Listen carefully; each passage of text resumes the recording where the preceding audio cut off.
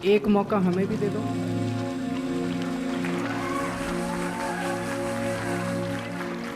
एक मौका दे के देख लो, बदलाव तो होना ही चाहिए ना, चेंज तो होना ही चाहिए। अगर 5 साल में जो जो बातें मैं कह रहा हूँ वो मैं नहीं करूँगा, मुझे लात मार के भगा देना, तो घुसने मत देना। फलाने फलाने नेता का प्रचार करने आ रहे हैं, मैं साफ साफ कह दूं, हमारा किसी पार्टी से कोई लेना देना नहीं है, हमारा किसी उम्मीदवार से कोई लेना देना नहीं है।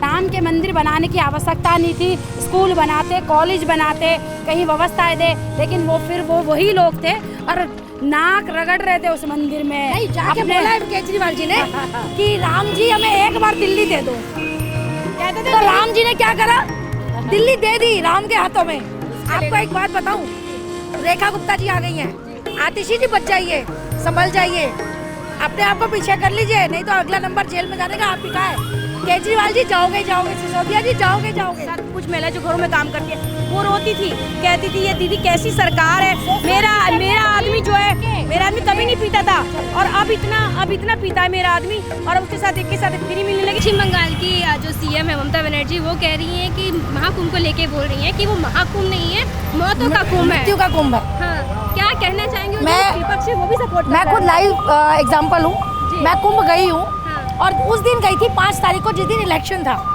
कोई भीड़ नहीं थी, कोई स्टेट का सीएम आता है उसके लिए आधा 1 घंटे का व्यवस्था थोड़ी बंद कर दी जाती है, अदरवाइज उसके बाद बहुत आराम से वोट में गई, मक्खन की तरह गई और मक्खन की तरह आ गई। त्रिवेणी घाट पे नहाई, कोई गंदगी नहीं है, पानी जल भर के लेकर आई हूँ, उस जल में इतनी शुद्धता है, साफ है, किसी तरीके की कोई नहीं है। जो कह रहे हैं भीड़ धक्के देके एक दूसरे के ऊपर चढ़ के मार पीट के जा रही है, 20-20 किलोमीटर चलना है, कुछ नहीं है, व्यवस्था बहुत अच्छी कर रखी है योगी जी ने। जो लोग रूमर फैला रहे हैं, बिल्कुल आप ये देखना, बहुत सारे वीडियो ऐसे हैं जो किसी और जगह के वीडियो है, उनको कुंभ से जोड़ा जा रहा है। वो योगी जी ने बोला है ना संसद में, राम के साथ योगी जी ने क्या बोला है, योगी जी ने क्या बोला है कि ऐसे वीडियो मत डालिए जो भ्रम उत्पन्न करे। आप जाकर खुद, कुंभ है, कुछ पैदल चलना पड़ता है तो चलो ना, तीर्थ स्थान पे आए हो तो पैदल ही चलना पड़ेगा।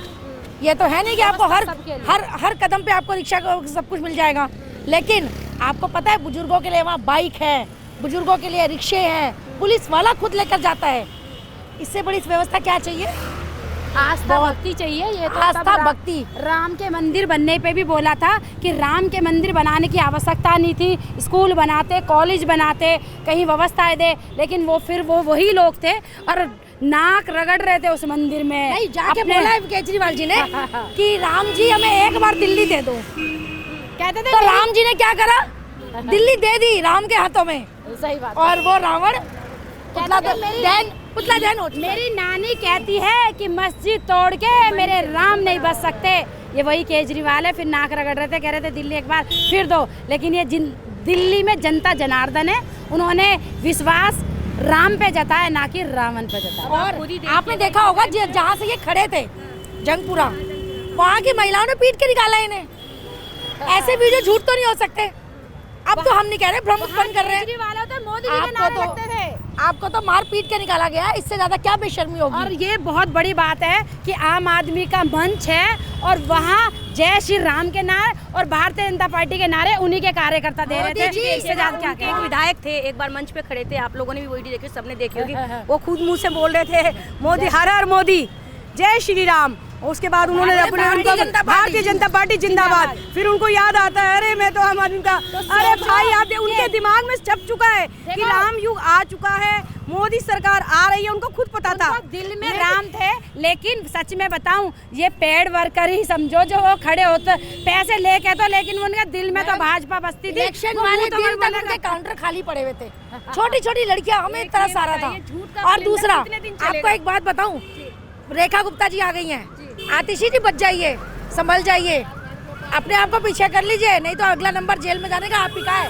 केजरीवाल जी जाओगे जाओगे, सिसोदिया जी जाओगे जाओगे। सत्य की जीत हुई है इस बार, सत्य की पीछे नहीं छोड़ते हैं। जो उन्होंने क्या किया, दिल्ली में क्या किया उन्होंने, जैसे कि बताया मेरी सखियों ने आपको बताया, शराब नीति, आबकारी नीति लेकर आए।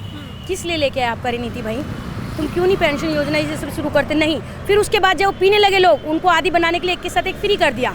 फिर कहते हैं महिला सम्मान दे रहे। महिला को सम्मान था कि उनका आदमी पी के जगह जगह सड़क पे पड़ा है, उनको मार रहा है, पीट रहा है, शराब के लिए पैसे मांग रहा है और लड़ बगड़ के फिर पी रहा है। एक घर उजड़ भी गए इसमें, इतने घर तो उजड़ भी गए। महिला इसके नहीं मैं चाहती। आपको बताती हूँ, इतने कोई घर महिला उजड़े नहीं हैं। चाहती कि हम शराब जहाँ पीकर रहते हैं वहाँ परिवार- उधर की तरफ, आप उधर की तरफ जाके देखिए, कुछ महिलाएं जो घरों में काम करती हैं वो रोती थी, कहती थी ये दीदी कैसी सरकार है, मेरा आदमी जो है, मेरा आदमी कभी नहीं पीता था और अब इतना पीता है मेरा आदमी, और अब उसके साथ एक के साथ फ्री मिलने लगी तो ये कहते तेरे बाप का क्या जाता है, और महिलाओं को मारता था। वो लोगों की बद्दुआएं लगी हैं, कर्म उसके सामने आ गए। जिस नीति को चाह रहा था ना लागू हो जाए, वही नीति उसको लेके डूब गई और जिसके कारण जेल में रहे सारे, शिक्षा मंत्री रहे, सीएम रहे, सब कुछ रहे। और अब जो उन्होंने आतिशी को बनाया ना, बिल्कुल आतिशी ने कुछ नहीं किया है, ना कुछ उनसे होना था। अगर उसने, केजरीवाल ने पहले कह दिया था अगर हम लोग जीत जाएंगे तो सीएम में ही आऊंगा। अरे घमंड किसी का नहीं आतिशी जी को था। तो उन्होंने कठपुतली के तौर पे use बिल्कुल किया। यूज किया था। तो आतिशी ने भी इनको यूज करा था, खुद सीएम बन के बैठ गई। तो बाद में केजरीवाल जी से एक पूछा गया कि अगला सीएम कौन बनेगा, आप बनेंगे, आप तो है नहीं, आतिशी जी हैं। तो कहते आतिशी जी कहाँ से आ गई, उन्होंने खुद बयान दिया है कि आतिशी जी कहाँ से आ गई। वो तो उनकी चेयर पे ही बैठी है। वो तो चेयर पे भी नहीं बैठी, लेकिन मैंने खुद अपने आप को त्याग पत्र दिया था कि दिल्ली वाली जब अपने बेटे को ईमानदार घोषित करेगी तब मुझे सीएम की कुर्सी बैठा है। तो आप तो ईमानदार घोषित हुए ही नहीं, दिल्ली ने ही बेईमान घोषित कर दिया। चलिए धन्यवाद मैम।